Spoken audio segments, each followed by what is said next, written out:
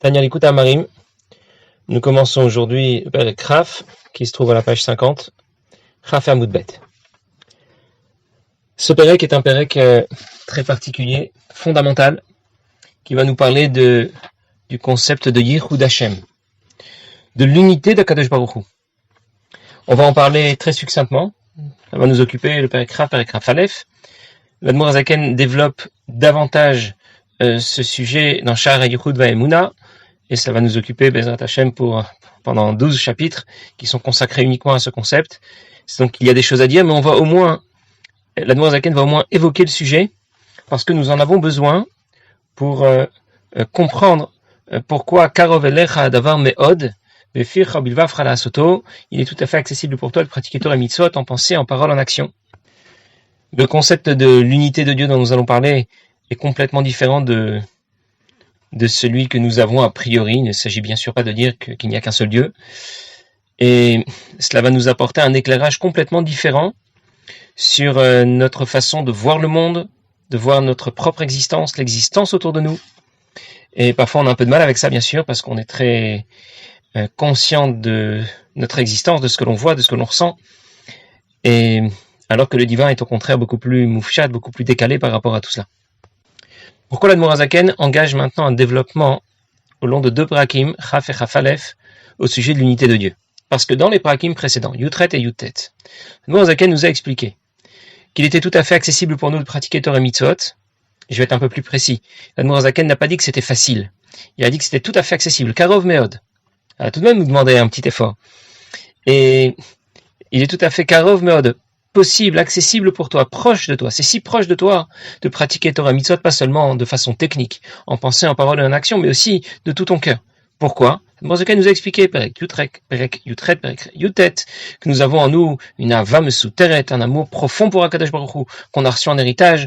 En d'autres mots, on te demande pas de créer, de construire quelque chose. On te demande pas d'inventer la roue. C'est quelque chose que tu as déjà en toi. Tu as déjà en toi la disposition nécessaire pour être tu es prêt à donner ta vie plutôt que de renier à Kadosh Baruch Hu, plutôt que te prosterner devant une idole. Pas parce que tu l'as compris, mais parce que c'est comme ça et pas autrement. Sauf que, jusque-là, qu'est-ce que nous avons compris? Après l'étude des prakim Yutret et Yutet, nous avons compris que à quel moment s'éveille cet amour profond que j'ai pour Akadosh Baruch Hu? Lorsque je dépasse la ligne rouge. C'est à ce moment-là que cet amour profond va s'éveiller du fond de ma neshama. Mais s'il s'agit, dans la vie de tous les jours, de s'engager à pratiquer les mitzvot ou d'éviter de transgresser une avéra. Là, je suis très loin d'avoir dépassé la ligne rouge. Et dans ce cas, il est tout à fait possible que quelqu'un trébuche, qu'il n'accomplisse pas une mitzvah qu'il aurait à appliquer ou qu'il ne respecte pas une mitzvah négative. Donc cette ava mesuteret, si elle est effectivement disponible, exploitable, mais uniquement en situation d'urgence, peut-être pas au quotidien. Alors l'Admor Hazaken va nous expliquer, au long des 2 prakim qui viennent, que c'est là l'erreur. En réalité, chaque ta'ava, chaque désir, chaque avéra, c'est déjà avoir franchi la ligne rouge. On n'a pas besoin pour cela d'aller se prosterner devant une idole, de choisir de se convertir ou ce genre de choses. La ligne rouge commence dès la première envie, dès la première avéra. En soi, dès que quelqu'un va commettre une avéra ou laisser libre cours à ses pulsions, à ses envies, Bédakout, au moins très finement, nous allons expliquer qu'il s'agit de faire Avodah Zarah. Alors lorsque nous aurons compris cela, lorsque nous l'aurons parfaitement intégré, ce sera l'objet des 2 prakim qui viennent, alors nous serons en mesure d'exploiter notre ava mesuteret, cet amour si fort que nous avons pour Akadosh Baruch Hu, pas seulement de l'exploiter dans les situations d'urgence, mais au quotidien, dans la vie de chaque jour. Pour la pratique de toutes les mitzvot assez, de toutes les mitzvot lota assez. Alors je commence dans les mots. L'Admor Hazaken nous dit Veine muda adzot lakom. Il est très connu, tout à fait connu pour tous, qui est mitzvat vazarat avodah zara. La mitzvah est l'avertissement de avodah zara, c'est-à-dire quand l'Admor Hazaken parle de mitzvah et d'azara, ça veut dire mitzvah tassé, il veut parler de la mitzvah positive et azhara de la mitzvah lota, c'est de la mitzvah négative. Parce qu'il y a en même temps pour avodah zara comme pour d'autres mitzvot, mais en particulier pour cette mitzvah qui nous interdit l'idolâtrie, nous avons en même temps une mitzvah positive qui nous dit Shem Shnei Divrot Arishonim, les 2 premières des Aseret Adibrot, Anochi, je suis l'Éternel ton Dieu, donc c'est la mitzvah positive associée au concept de Avodah Zarah, et Lo Yelecha, tu n'auras pas d'autre Dieu, c'est la mitzvah négative correspondante. Eh bien, Hem Klalut Kol HaTorah Kula. Ces 2 mitzvot, qui on a compris sont des mitzvot fondamentales, je n'ai qu'un seul Dieu, je n'aurai pas d'autre Dieu, En réalité, ce ne sont pas que les deux premières mitzvot qui posent le socle de toute Torah et mitzvot.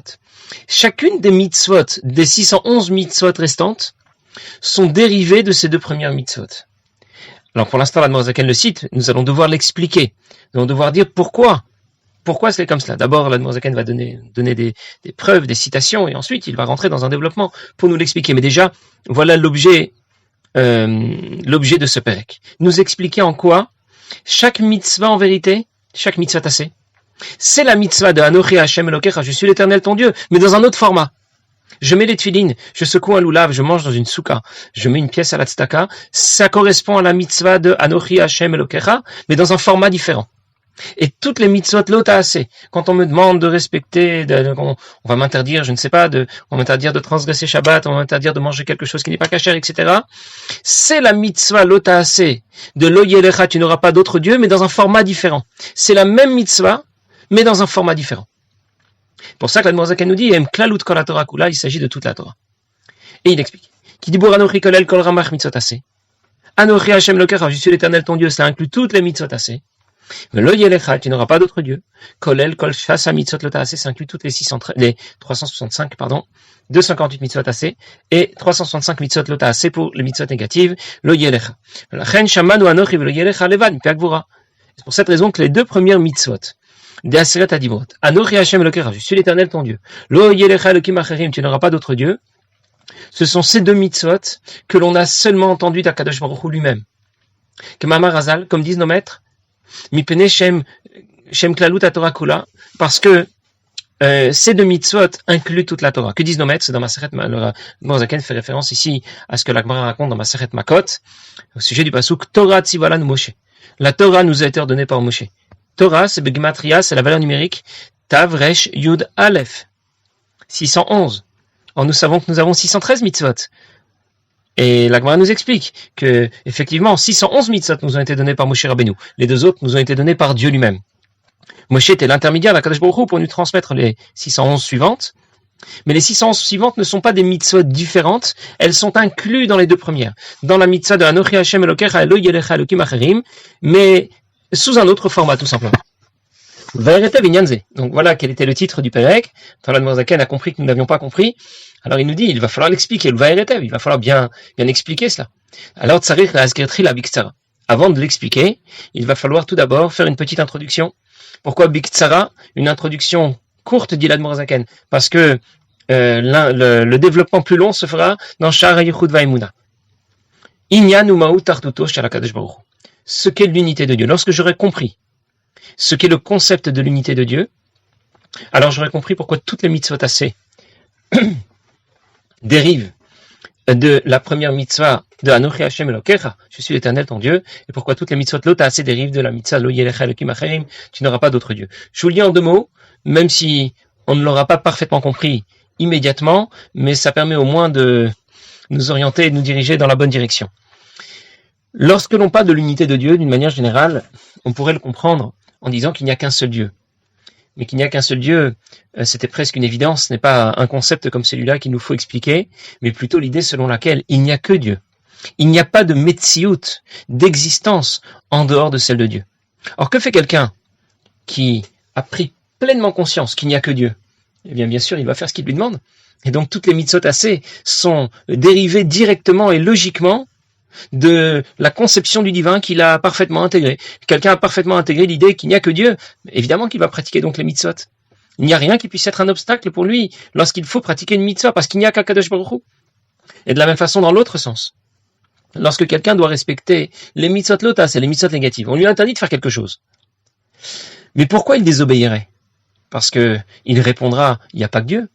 Dieu m'a interdit de manger telle et telle chose, mais moi j'ai envie. Dieu m'a interdit de me marier avec telle et telle personne parce qu'elle n'est pas juive, mais moi elle me plaît. Dieu m'a interdit de faire, de transgresser telle ou telle interdiction, mais moi ça me plaît, j'en ai envie. Et donc où est le problème? Il n'y a pas que Dieu.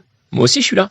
Moi aussi j'existe. Moi aussi il faut calculer et compter avec moi. Et donc on a compris. On l'a peut-être pas complètement compris, mais en tout cas on va essayer de comprendre. En tout cas, voilà pour le titre, que l'unité de Dieu, lorsqu'on aura parfaitement intégré le concept d'unité de Dieu alors ce sera gagné. Alors on aura beaucoup de facilité, on sera vraiment sur les bons rails pour pouvoir pratiquer Torah et mitzvot, respecter à la fois toutes les mitzvot assez et toutes les mitzvot lot assez, qui karov elecha davar meod. Donc l'Admor Zaken nous dit qu'il va falloir expliquer Biktsara, Inyan Umaut Artuto Shel HaKadosh Baruch Hu, le concept de l'unité de Dieu. Shenikra, Yachid Umnyuchad. Dieu est appelé Yachid Umnyuchad. Encore une fois, la traduction nous écarte un peu de l'explication que nous donne le Admor Zaken. Yachid, Umnyuchad, il est unique, exceptionnel, très bien. Ça veut dire, V'chol ma'aminim shehu levado. Tout le monde, ce sont les mots du Marzor dans la Tfila de Yom Kippour, tous les Bnei Israël ont une foi complète en Kadosh Baruch Hu, shehu levadohu. Il n'y a que lui. Comme il était avant la création, il était seul avant la création, puisque la création n'existait pas. Il n'y avait pas la création, il n'y avait pas Kadosh Baruch Hu plus quelque chose. Il n'y avait qu'à Kadosh Baruch Hu. Eh bien, il en va de même après que le monde a été créé. Nous, dans notre conception des choses, on pense qu'avant la création, il n'y avait qu'à Kadosh Baruch Hu. Une fois que la création a été créée par Kadosh Baruch Hu, alors il y a Kadosh Baruch Hu plus la création. Et là, l'Admor Zaken va nous apporter 2 citations. Déjà pour nous prouver que c'est vrai. Qu'on ait compris ou qu'on n'ait pas compris, au moins ça fait partie des mots de la Tfila, on va le retrouver encore dans un passouk du Nar. Et dans ce cas, on sera au moins persuadé que c'est vrai, même si on l'a pas compris. Les mots de la Tfila nous disent tu es le même avant que le monde a été créé, tu es le même après que le monde a été créé. Pérouche. Qu'est-ce que ça veut dire? Il est le même sans aucun changement. Ça veut dire avant la création, après la création, il n'y avait que Dieu, il n'y a toujours que Dieu. Alors que devient la création? Qu'est-ce qu'elle est devenue? Pourtant la création existe, puisque c'est un mot dans la Torah, Bereshit bara Elokim. Dieu a bien créé le monde. Mais tout en l'ayant créé, elle n'a pas d'existence, elle n'a pas de metsiout en dehors de celle de Dieu. Je vais expliquer tout de suite et donner un exemple. Mais avant d'expliquer, l'Admor Zaken nous donne une autre citation, cette fois d'un passouk du Nar, c'est écrit dans Malachi, qui dit comme c'est écrit Ani Hashem lo shaniti. Je suis Hashem et je n'ai pas changé.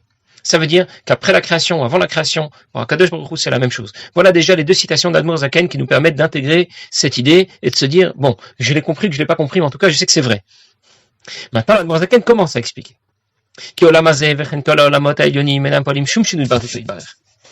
L'ensemble de la création n'apporte aucun changement à Kadosh Baruch Hu.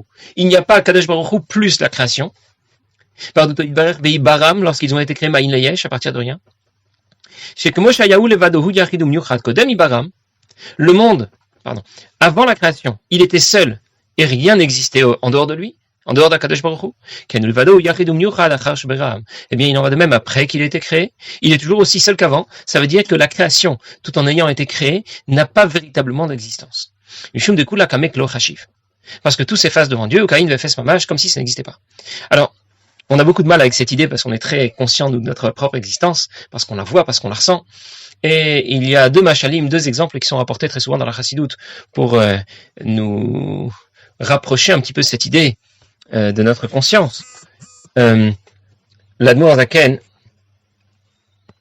nous explique ici un concept qui en même temps est fondamental et avec lequel on a un peu de mal. Alors, premier exemple, c'est celui d'une pierre. Une pierre qui vole. De quoi il s'agit? Vous imaginez que là, quelqu'un sort dans la rue et il voit une pierre qui passe devant lui. Voilà. Alors, qu'est-ce qu'il va se dire? Il va dire, tiens, les pierres volent bas dans le secteur. Il y a des pierres qui volent par ici. Évidemment, il ne va pas se dire une chose pareille. Même s'il voit la pierre voler, il a compris que même si la pierre est effectivement en mouvement dans l'air, c'est pas la pierre qui vole, il doit y avoir quelqu'un derrière qui a dû lui donner l'énergie cinétique nécessaire pour la propulser. Et il sait très bien que lorsque cette énergie cinétique s'arrêtera, lorsqu'elle se sera épuisée, eh bien la pierre tombera, comme si elle n'avait jamais volé. Alors il en va de même pour l'ensemble de la création.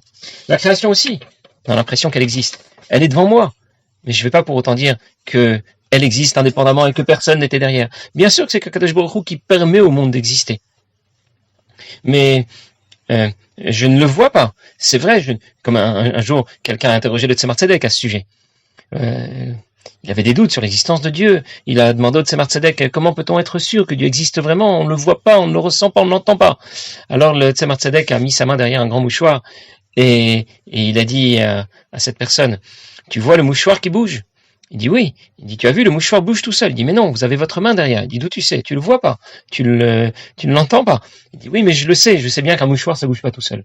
Eh bien, c'est de cette manière que l'on peut comprendre que la création, tout en ayant été créée, n'a pas de sa propre existence. Elle n'existe que parce que Dieu y introduit son énergie, l'énergie divine, qui permet à la création de tenir.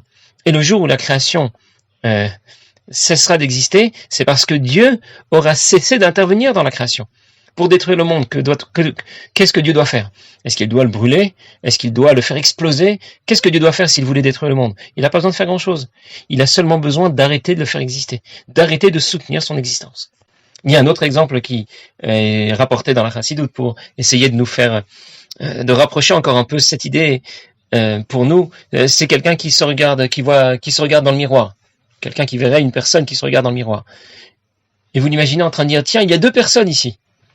Et évidemment, on va lui dire, mais non, l'autre image que tu vois, même si elle a l'air bien réelle, et elle a l'air de bouger, et ça a l'air vivant, mais il n'y a personne. C'est juste le miroir de ce monsieur. Et de la même façon, la création n'existe que parce qu'il y a d'abord Akadosh Baruch Hu. Elle est comme le miroir d'Akadosh Baruch Hu, si on peut dire. Et d'ailleurs, la création est calquée sur le schéma du divin. On retrouve le schéma des Sphirot à tous les strates, à tous les niveaux du Seder Ishtalchelut. Un peu comme dans un miroir. Et tout cela pour nous faire comprendre qu'il n'y a en vérité qu'Akadosh Baruch Hu. Juste revenir sur une petite précision. Comme vous le savez déjà, l'Admour Hazaken est extrêmement précis dans les mots qu'il choisit. On n'a pas toujours l'occasion de découvrir, mais là, on en a de nouveau on en a une nouvelle. Lorsque, dans les dernières lignes que je viens de lire, l'Admour Hazaken parlait des mondes qui ont été créés Behi Baram, comme c'est écrit dans ce Bereshit, et les Toldot Hashamayim Baretz Behi Baram. Et puis, il y a quelques lignes plus tard, Yachidum Yuchad Achar Sheberam. L'Admour Hazaken nous parle de la création que Dieu a créée. Et effectivement, dans le passouk, on trouve écrit Bereshit bara Elokim. Dieu a créé le monde. Et il nous explique qu'il y a deux sortes de manifestations de Dieu dans la création. Il y a Behi Baram et il y a Beram. Behi Baram, c'est lorsque la création se fait de façon automatique. Ça veut dire que, au niveau les plus hauts du système du Seder Ishtalchelut, les mondes les plus hauts, les plus proches de Dieu n'ont pas à ce point la conscience de leur existence. Ils sont Behi Baram. Ils sont comme créés de façon automatique. Dieu ne s'y est pas investi, si on peut dire. Alors que les mondes les plus bas de la création, Dieu s'y a investi, si on peut dire davantage. Ça veut dire que ces mondes ont gagné davantage leur metsiout, leur existence, leur bitoul, leur effacement devant un Kadosh Baruch Hu est beaucoup moins profond. Lorsque l'Admour Hazaken veut nous dire que ce n'est pas seulement dans les mondes les plus hauts, Behi Baram, les mondes les plus proches d'Akadosh Baruch Hu, qui dérivent de façon automatique de son intervention, les mondes les plus hauts et les plus soumis à Akadosh Baruch Hu, où nous pouvons déclarer qu'il est Yachidum Yuchad, qu'il n'y a que lui et rien d'autre, mais même Achar Sheberam, même dans le monde de Bereshit bara Elokim, ce monde qui laisse apparaître davantage sa Metsiout, qui est beaucoup moins effacé devant Akadosh Baruch Hu, eh bien même dans ce monde, Dieu est Yachidum Yuchad, il n'y a rien d'autre que lui, Kula Kamek Lo Chashiv, et l'ensemble de la création s'efface devant Akadosh Baruch Hu. Alors bien sûr, ce concept, comme je disais au tout début, n'est pas un concept facile pour nous à intégrer, mais ça reste possible. On raconte que le Mashpia, Reb Shlomo Kouratin, un jour parlait au cours d'un Farbrengen Simchat Bet HaShoeva de notre capacité à intégrer cette idée, le concept de Artut Hashem, comme on vient de l'aborder aujourd'hui. Alors était présent Reb Dvorkin, il était très étonné, il dit quand même, tu exagères un petit peu, on est tous capables de l'intégrer, Ani Hashem lo Shaniti, il n'y a que Dieu, il n'y a rien d'autre. Et ils ont comme ça discuté, ça a fait un peu de bruit, et dans la discussion qui était assez animée, le Rabbi Rachab est arrivé, et il s'est intéressé à ce qui se disait. Et Reb Dvorkin a raconté au Rabbi Rachab ce que venait de déclarer le Mashpia Reb Shlomo. Et Rabbi Rachab lui a dit, un Yoshev Oel, quelqu'un dont l'activité principale est d'étudier la Torah, il est à la Yeshiva, lui peut le ressentir. Et c'est pour ça que Reb Shlomo Kouratin a déclaré que c'était possible. Un Baal Esek, quelqu'un qui a déjà une activité, à défaut de ressentir, au moins il peut le voir. Alors, Reb Dvorkin a demandé au Rabbi Rachab, mais comment le voir? Moi, je suis plutôt dans les affaires, j'habite à Pétersbourg, et je dois avouer honnêtement que je ne le vois pas. Et le Rabbi Rachab lui a répondu, il faut dans ce cas réfléchir, méditer, à Ashgacha Pratit, à la providence divine, à la façon dont Kadosh Baruch Hu intervient dans la création, dans chaque détail de la création. Ça veut dire que c'est un concept que l'on peut expliquer, on peut y croire, mais ça va demander tout de même des efforts, et il va falloir y méditer pour pouvoir l'intégrer complètement, mais c'est ce que nous devons chercher. Nous devons chercher à intégrer. Lorsque nous serons pénétrés de cette idée, alors, Karov Elecha Davar Meod, les choses vont couler beaucoup plus facilement.